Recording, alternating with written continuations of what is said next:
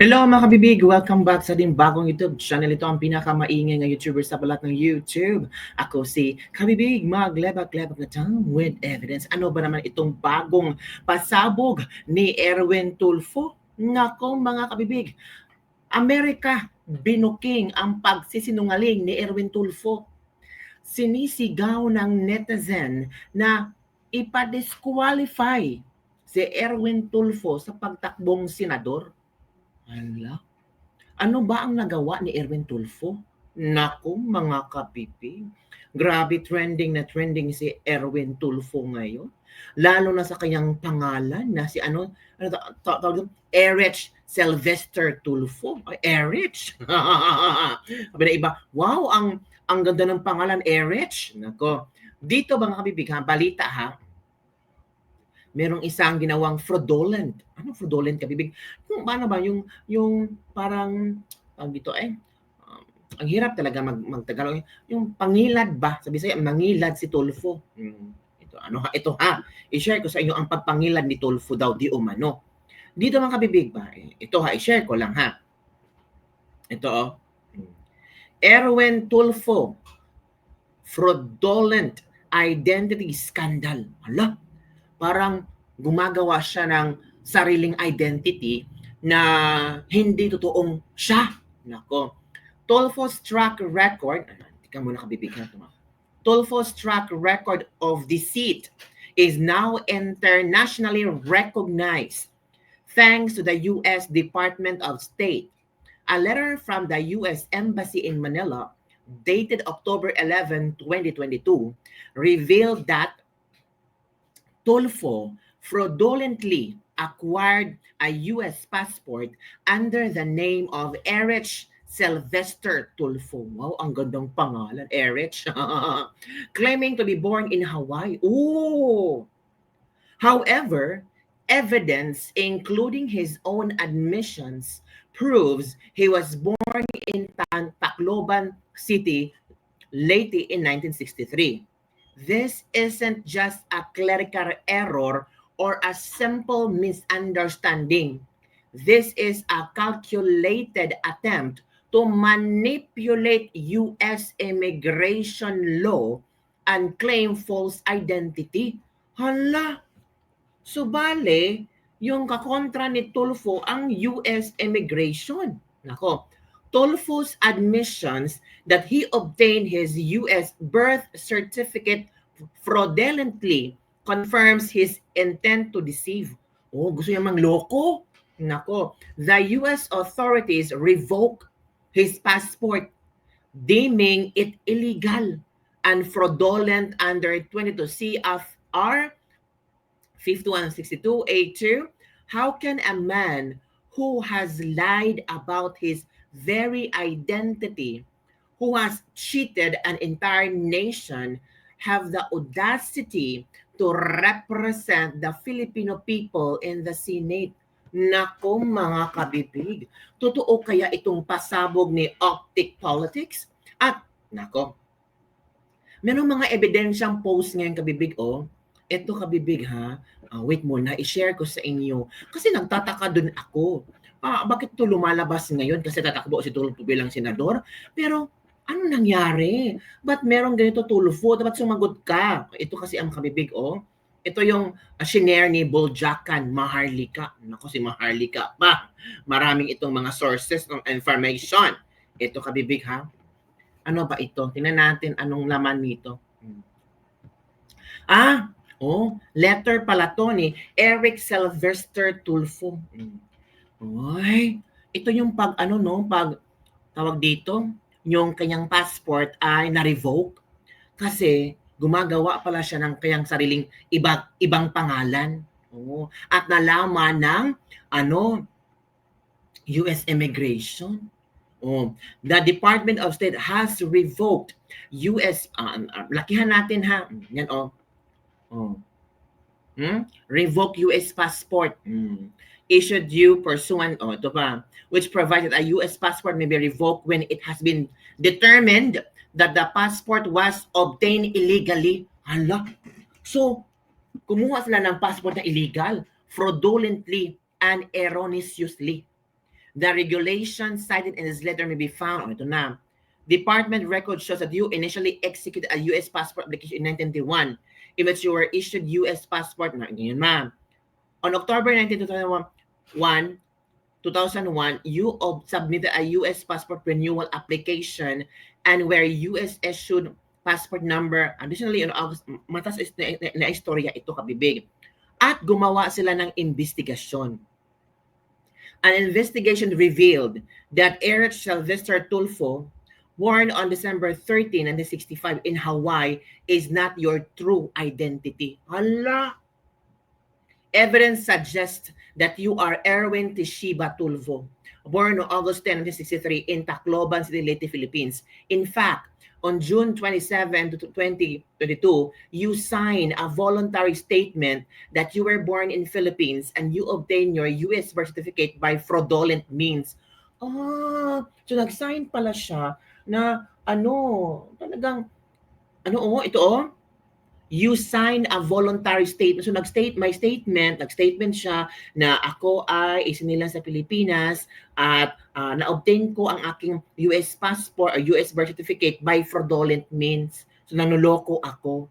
Lastly, on September 14, 2022, you were issued a G2 visa and on your US visa application, you admitted that in fact your birthplace is Tacloban City, Leyte. Therefore, because you made false statements of material fact on your passport application, your US passport number is revoked. Hala, mga kabibig. At meron naman sila mga dito, mga ebidensya na na-receive ni Erwin Tulfo. Yan, na yung revoked passport, pinabalik.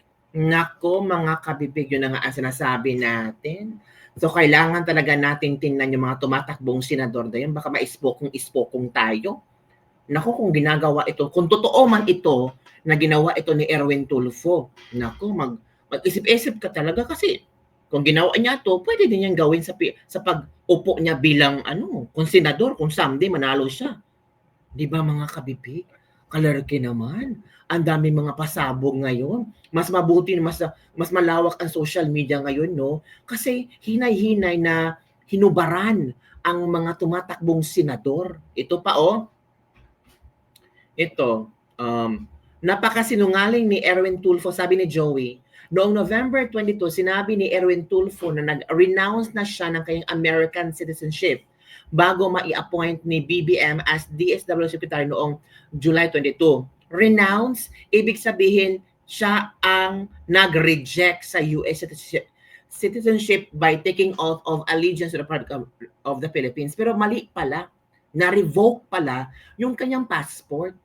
Ang kanyang sinasabi dito, nag-reject siya.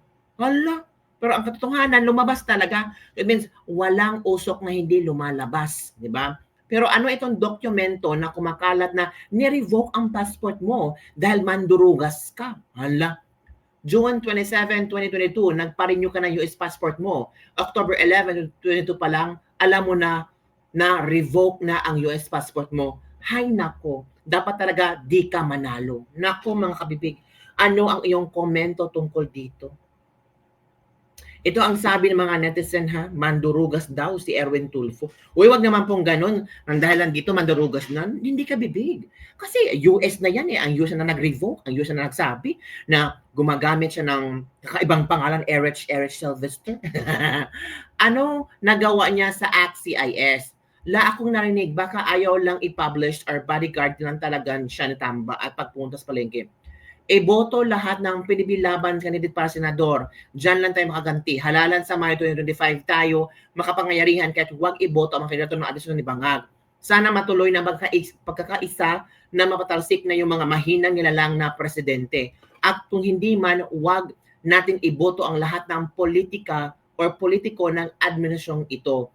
Basta itutuloy ko lang aking panawagan, pakiusap mga botante, baona sa utang ang bayan natin. Ang kabanang bayan simot na rin. Pumili tayo ng tamang tao na maglalagay sa atin ng mabuting kabuhayan at papaunlad ng ekonomiya. Umpisahan nyo sa Senado at Kongreso. Pababa sa mga local leaders na magtatama ng batas. Nako, no vote to Tulfo Brothers, wag nang magpabudol ulit. Naku po, paano yan? Sabi pa ni Jason sa, this is a disgrace to public office and a threat to public trust. Oh, sinasabi nyo ha, si BP Sara, a threat to public trust ha?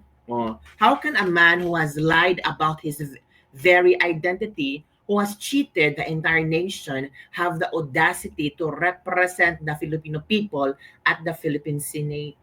So iboboto niyo pa ba si Tulfo? Yun ang gustong ipaalam na sa issue na ito ba, depende nasa tao kung ano ang kanyang paniniwalaan, kung ano ang kanyang stand regarding on this issue. Kung talagang gusto niya, kung meron silang nakitang maganda para kay Tulfo at bubutuhan niya, wala tayong magagawa dyan. Pero kung nakita mo na medyo simplang, nakita mo sa ginawa ni Tulfo, kung totoo man ito, ay hindi dapat pagkatiwalaan kung ganitong klase man lang ang ginagawa niya sa US.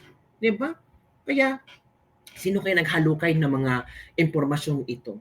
Talagang binoking ng Amerika ang pangdurugas ni Erwin Tulfo. Yung ibang mga netizen sumisigaw na ipa-disqualify yan si Erwin Tulfo. Kasi tingnan nyo ang ginagawa, pinahihiya niya ang Pilipinas. Oo. Tapos kung may mga Pinoy na ginagawa ng ganito, grabe kang mangka-react. Pero pag isang politiko, tahimik lang ang gobyerno. Hala, grabe naman ang mga tao. O, diba? Ito pang sabi ng isang netizen. Ano ba to, Tulfo? Kasi nabalikan ng mga netizen yung mga pagsabi ni Tulfo na I renounce it to be a Filipino citizen this year. Pero ang totoo pala, na-revoke na pala siya. Itinakwil na siya ng Amerika. Hala, naku. Paano ba yan? Ano ang iyong komento tungkol dito? Ang sabi ng mga netizen, nagsilabasa na ang mga baho nila. Resign ka na, Tulfo, nakakasuka. Dinamay mo pa si Raffy Tulfo na mabait na tao. Uy, mabait daw si Raffy Tulfo. Sabi nito, di ba? Renounce ka pa ng iyong pagka-Filipino citizens, pero revoke ka pala, itinakwil ka pala ng Amerika. Nako, dahil sa inyong pandarugas at pagsisungaling, niloloko nyo pa ang Amerika. Hala, grabe naman yung ibang tao mag-comment. Uy, parang sagad ang kanang galit kay Tulfo. Nako, mga bibig, ano ang iyong komento tungkol dito? Grabe ha, as in. Ang dami no, ang daming revelation ngayon. So, kabibig, naniniwala ba kayo sa mga pasabog ngayon na tungkol dito sa kay Tulfo, Erwin Tulfo? Comment down below. Don't forget to like, subscribe, and share this video. Bye everyone. See you next time.